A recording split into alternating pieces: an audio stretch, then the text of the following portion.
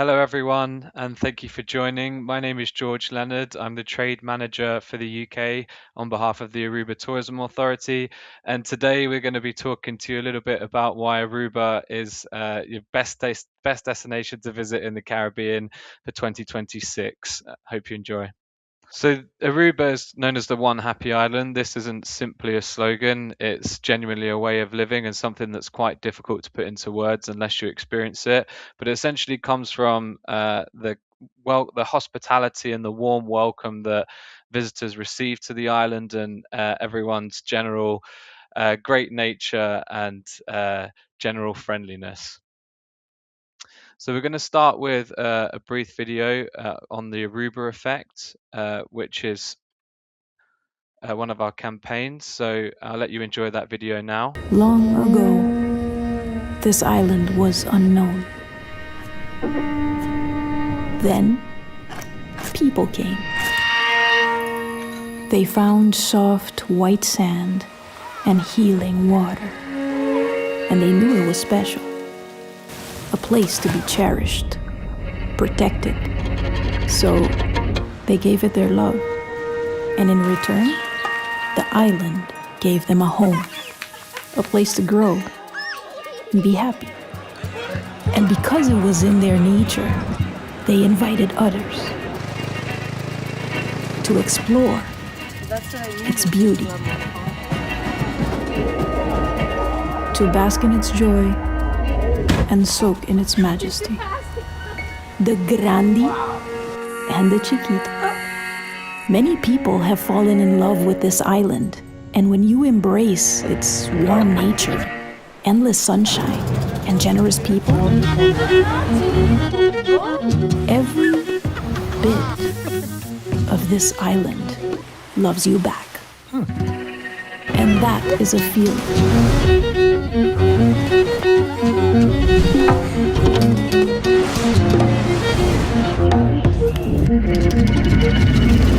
Unlike anything else. Bon dia.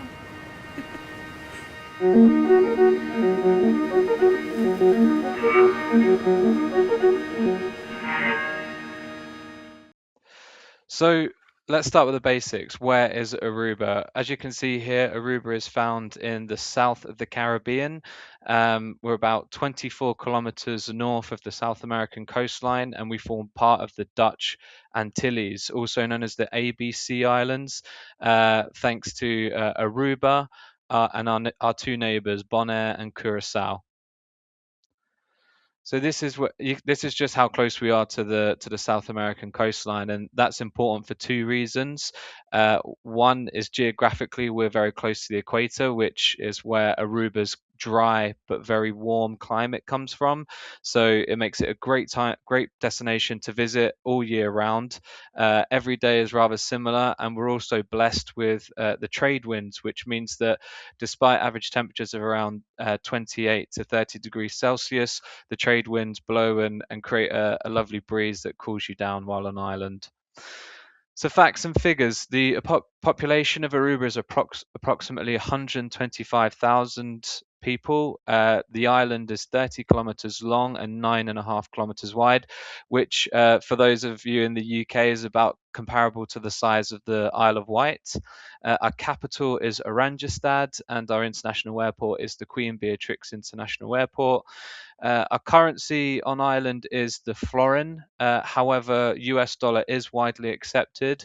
As I mentioned previously, our climate is warm and dry. You can see again that average temperature is around 28 degrees Celsius. The tap water is drinkable, and we have excellent infrastructure on a general sense, but also with specifically for tourism as well. So how to get there from Europe? The main routes are both via Amsterdam with regular schedules via KLM and TUI Netherlands. If you are based in Europe, then there are options to connect via the US with the likes of Delta, United, and American Airlines. And we also have some twin center options via the US. So JetBlue flies into New York JFK as well as Boston, and Avianca flies from Heathrow and Madrid into Bogota, and with Avianca you can also connect to Aruba from Medellin and from Bogota. So offers you can perhaps do a 1 week itinerary in Colombia before heading on to Aruba, which is about an hour and a half flight away. An island of contrast. You can see the beautiful Eagle Beach there. This is the map of Aruba and shows some of the infrastructure on island. I'm going to use my mouse here. You can see the tip up here, which is where the south coast starts, running along through the high rise area and also known as Palm Beach, and then onto Eagle Beach, which we also call low rise, characterized by the tourism infrastructure in each area, which I'll come on to a bit later. You've also got the capital Oranjestad here, which is about 10 minutes along from Eagle Beach, the international airport. And if we continue along, you get to the tip of Aruba, where you'll find Baby Beach and San Nicolas. Also want to highlight the north coast. It's strikingly different from the south coast, and I'll come on to those contrasts in very shortly. But just wanted to point out here Arakoc National Park, which makes up about 1/5 of the island. So the south coast, as I mentioned, we have Eagle and Palm Beach. You can see some lovely images there. And something to point out here for 2025, Eagle Beach was named the #1 beach in the Caribbean and the #3 beach in the world. So it's something we're very proud of. And you can see just how beautiful this beach is. White sand, turquoise waters, crystal clear. And something I really loved about Eagle Beach is that you can walk around, in barefoot because the sand is made comes from coral. It doesn't heat up the same way that perhaps beaches in the Mediterranean do, which was something I quite enjoyed. The north coast. So you can see here the stark contrast in the north and south coast. The north coast is much more rugged and dramatic, but is a completely different offering to the south coast. And here you have Arakoc National Park. It's characterized by towering cacti, a number of cave systems where we find indigenous paintings, thousands of years old, and some interesting species, some interesting tenants, I should say, in those caves. Blue crabs, for example, and bats as well. Oranjestad. So here in Oranjestad, this is the capital. You can see the colourful architecture. And of course, here you've got a great cultural offering. So there's a number of museums that you can visit. The city's very walkable, as well as a number of distilleries if you'd like to try locally distilled rum and gin, as well as amazing shopping offering as well. So some shopping centers and luxury malls, and of course, great dining options throughout. So why visit Aruba? So as I mentioned previously, the weather is the same every single day. The location is outside the hurricane belt, so it basically makes Aruba a great destination to visit all year round. Our beaches are consistently award-winning. I mentioned Eagle Beach previously. However, we do have Palm Beach, which is equally as gorgeous, and Baby Beach towards the San Nicolas in the southeast. We also have a very high employment and low crime rate, which means Aruba is extremely safe. You can get off the property, around the island, any time of day or night, and your clients really won't run into any bother. And of course, that's part of where the kind of one happy island motto comes from as well. And Arubans speak 4 languages. So first, the local language, which is Papiamento, and then you've got Dutch, of course, English, and Spanish, given its proximity to South America. Things to do. So this is San Nicolas. This is Aruba's second city. And as you can see, it's characterized by incredible art murals. San Nicolas actually has its own art fair, which I'll come into the list of events later. But again, it's an incredible city or incredible town to walk. You can do walking tours of these art murals. And it's just super colorful and has a very Caribbean feel to it. And of course, there's some amazing eating options as well around San Nicolas. At sea, as you will have seen in some of the images already, and of course the video, the Aruban Sea is beautiful. Yeah, you can do snorkeling tours. There's also diving, reef and wreck options at small day excursions if you're into diving. Sunset catamaran cruises, scuba and sea trek, windsurfing, which Aruba is very famous for. Some of our most famous sports people are windsurfers, and we have the High Winds Festival, which again I'll point out later on in the presentation.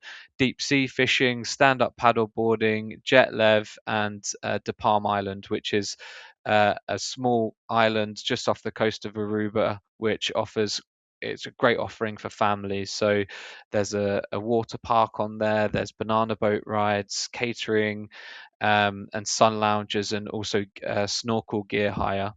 It's great for families and couples alike. You can also head off road, so discover the island by jeep safari, quad bike, horseback, or mountain biking, predominantly in the Arikok National Park. And also, you can discover some of the hidden gems along the north coast. So, natural pools where you can jump from the rocks into the sea. The California Lighthouse, which has an interesting backstory. It's actually named after a ship that crashed just off the coast of Aruba, a cargo ship from Liverpool, which is where it gets its name from. Of course, the Aruba National Park and the historic ruins of the old gold mines. So, back in the early 20th century, gold was found in Aruba. And there was a gold rush which saw a mine created, and you can now visit those mines and get a slice of history from Aruba. Golfing. So if you've got clients that are interested in golfing, the Tierra del Sol 18-hole PGA approved championship golf course is a great option. We like to say that this is for more serious golfers. Um, Whereas if you've got what we also like to call holiday golfers, you have the Divi Links, which is a 9-hole course. However, you can play the front and back nine, making it an 18-hole round. This is based at the Divi Village Golf and Spa Resort, and as I say, great for all abilities or in inverted commas, holiday golfers. In terms of the culinary offering on Aruba, we have over 250 restaurants. There's a wide mix of cuisine from local to international flavors, and that comes from Aruba having over 100 nationalities on island, which really makes for quite an eclectic gastronomic offering. They range from top-end restaurants with, chef table type experiences to more laid-back beach shack Caribbean. Caribbean on the beach dining, which I personally very much enjoy.